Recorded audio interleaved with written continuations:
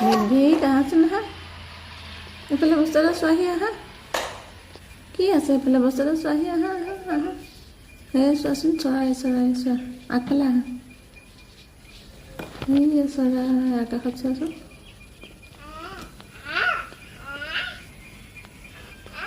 সেইয়া দেখিছা চৰাই চৰাই দেখিছা সেইয়া দেখিছা ক'ত আছে সেইয়া দুটা চৰাই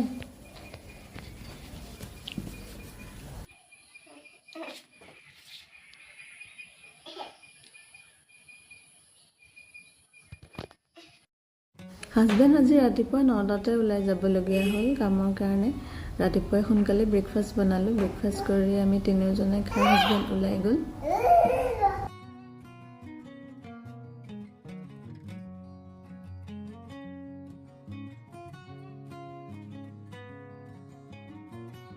কাপোৰবোৰো জাপি লৈছোঁ যোৱাকালি ৰাতি দেৰি হোৱাৰ কাৰণে মিলভিকো ইফালে শুই গ'ল মই তাৰ লগত শুব লগা হ'ল কাপোৰ কেইটামান থাকিলে জাপিবৰ কাৰণে সেইকাৰণে আজি ৰাতিপুৱা সময়ত জাপি মেলি আজৰি হৈছোঁ কাৰণ ৰাতিৰ সময়ত কিছুমান কাম মই থৈ দিওঁ সি শোৱাৰ পিছতেই কৰোঁ সেইকাৰণে কাপোৰখিনি একেলগে জাপি লৈ পেলাই ঘৰ সাৰি লোৱা বা ঘৰ মুচি লৈ পেলাই তাকো গা ধুৱাই মই বাথৰুমলৈ যাম আৰু একেবাৰে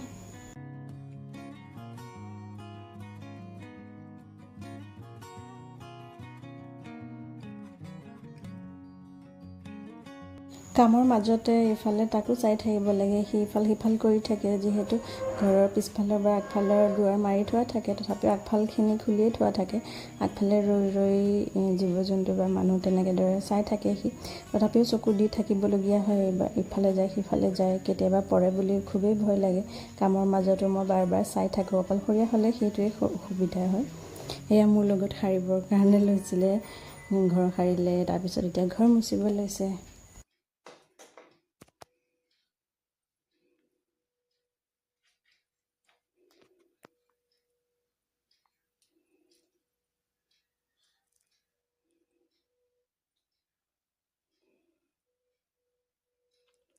চাকচু তুমি কি কৰিছা ঘৰ মুচিছা হা গোটেই ঘৰ মুচি দিবা নেকি মুচা মই ফেনখন দি দিম তুমি মুচা মই ফেন দি দিছোঁ দেই তুমি ঘৰ মুচা ফেন দি দিছোঁ ঘৰ মুচা তুমি লাহে লাহে লাহে লাহে লাহে লাহে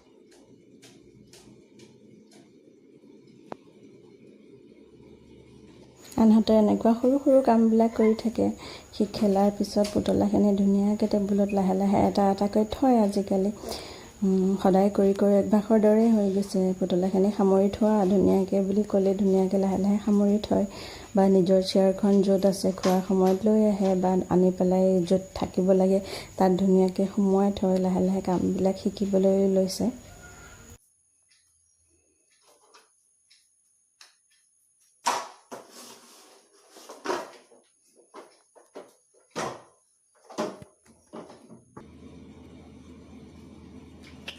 ইফালে গা পা ধুই আহি মিলভিক আৰু মই নিজৰ অলপমান পৰিচৰ্যা কৰিলোঁ যিহেতু গৰম বেছি সেইকাৰণে একো ক্ৰীম লগাবই মন নাযায় তথাপিও এই দুদিন অলপমান বতৰটো ঠাণ্ডা কৰিছে কাৰণে ক্ৰীম লগাইছোঁ তথাপিও গৰম বেছি কাৰণে স্কিনখন অইলি যিহেতু সেইকাৰণে এটা দুটা পিম্পলছ ওলাইছে তথাপিও খোৱা বোৱাটো অলপমান কণ্ট্ৰল কৰিব লাগিব এইকেইদিন অকণমান তেল মছলা খোৱাও হৈছে বতৰ ঠাণ্ডাৰ কাৰণে সেইখিনি কণ্ট্ৰল কৰিলে আকৌ ঠিক হৈ যাব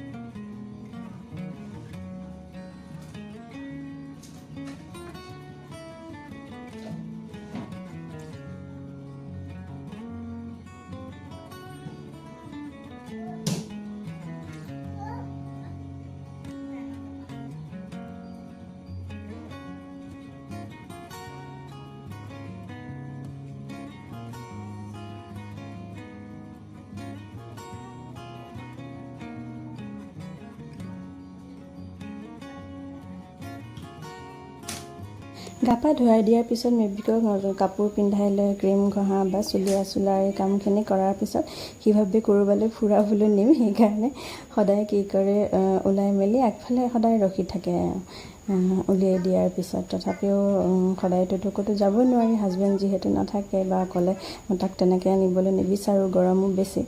সেইকাৰণে অলপ সময় আগফালে তেনেকৈ খেলি থাকে। দিনটো তেনেদৰেই আমি পাৰ কৰোঁ, মাক আৰু ল'ৰাই।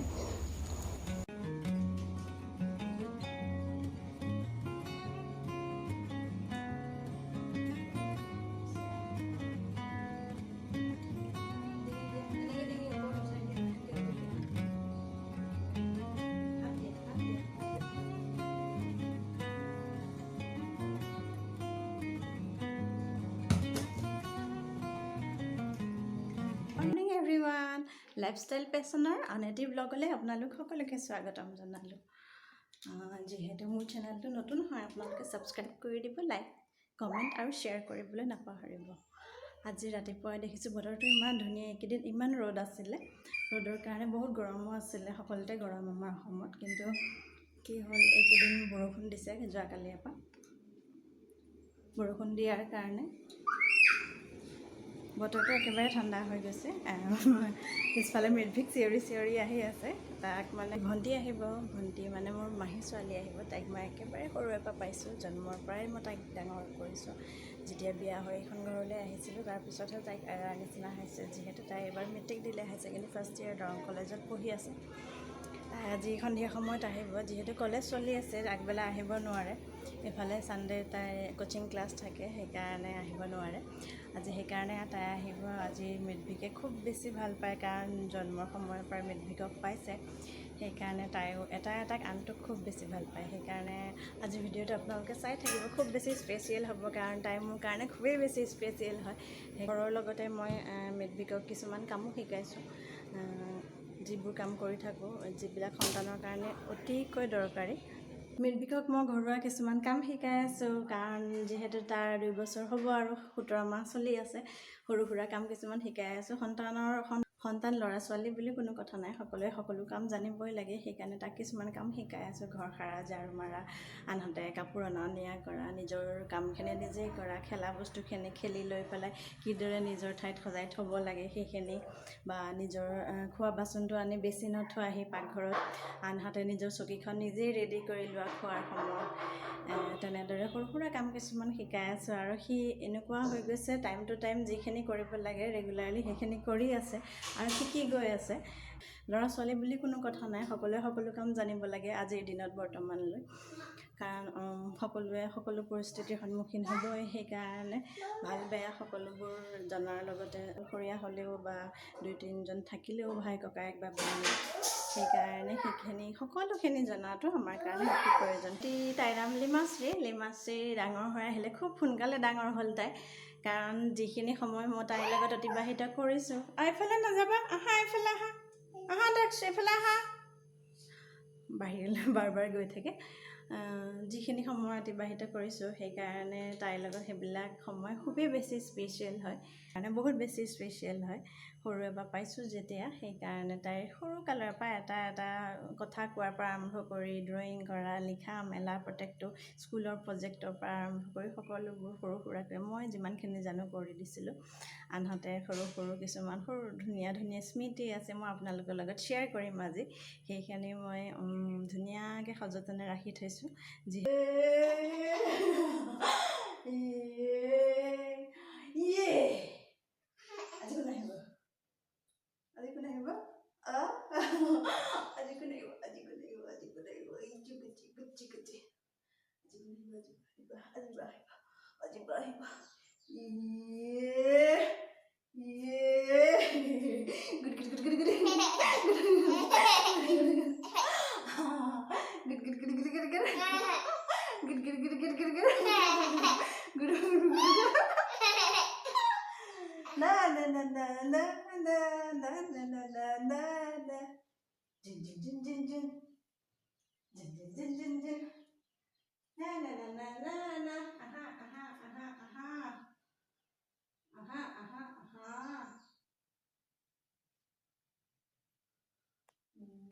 বিয়াৰ ছিজনো আহি আছে পিম্পলবিলাক তেতিয়াই হ'বলৈ পায় যেতিয়া বিয়া বা ক'ৰবাত যাবলগীয়া হয় তেতিয়াৰ পৰা পিম্পলবিলাক আৰম্ভ হয় এইকেইদিন কাৰণে যিহেতু এইকেইদিন গৰমো বেছি সেইকাৰণে পিম্পলবিলাক ইমান বেছি হৈছে নহয়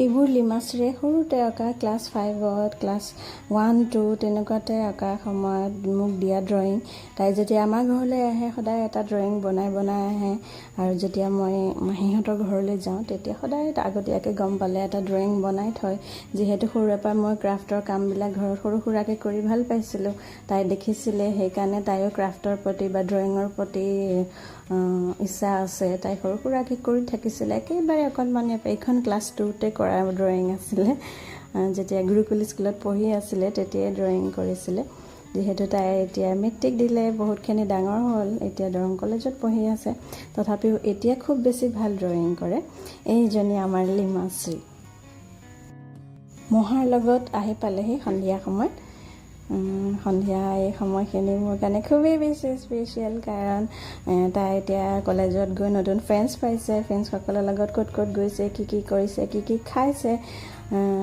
নতুন নতুন ঠাইবিলাক ফুৰিছে সেই সকলোবোৰ কথা আহি মোক কৈছেহি কাৰণ যিহেতু আগৰে পৰা মই মাহীহঁতৰ লগত সকলোবোৰ শ্বেয়াৰ কৰিছিলোঁ ক'ত গৈছোঁ কি কৰিছোঁ নতুন নতুন এক্সপিৰিয়েঞ্চবিলাক শ্বেয়াৰ কৰিছিলোঁ এতিয়া তাই কমপ্লিট মোৰ সেই সৰু বয়সটো মোৰ চকুৰ আগত দেখি আছোঁ এতিয়া তাই সকলোবোৰ মোৰ আগত আৰু ভিনিহিকৰ আগত শ্বেয়াৰ কৰে আহি পেলাই এইটো ক'ত গৈছিলোঁ বা মোৰ ফ্ৰেণ্ডছ কোন আছে ক'ত গৈছিলোঁ ফুৰিবৰ কাৰণে ক'ত গৈছিলোঁ বা তেনেধৰণৰ বিভিন্ন ধৰণৰ ধুনীয়া কথাবিলাক শ্বেয়াৰ কৰে নতুন কলেজৰ অভিজ্ঞতাবিলাক শ্বেয়াৰ কৰে যিহেতু আমাৰ ৰিলেশ্যনটো বহুত ষ্ট্ৰং হয় সেইকাৰণে তাই মোক সকলোবোৰ কথা কয় আৰু এই সময়ত এই ল'ৰা ছোৱালী সকলোবোৰ গাৰ্জেনক বা অভিভাৱকক কোৱাটো খুবেই প্ৰয়োজন সেইকাৰণে মই তাইক খুবেই টাইম দিবলৈ চেষ্টা কৰোঁ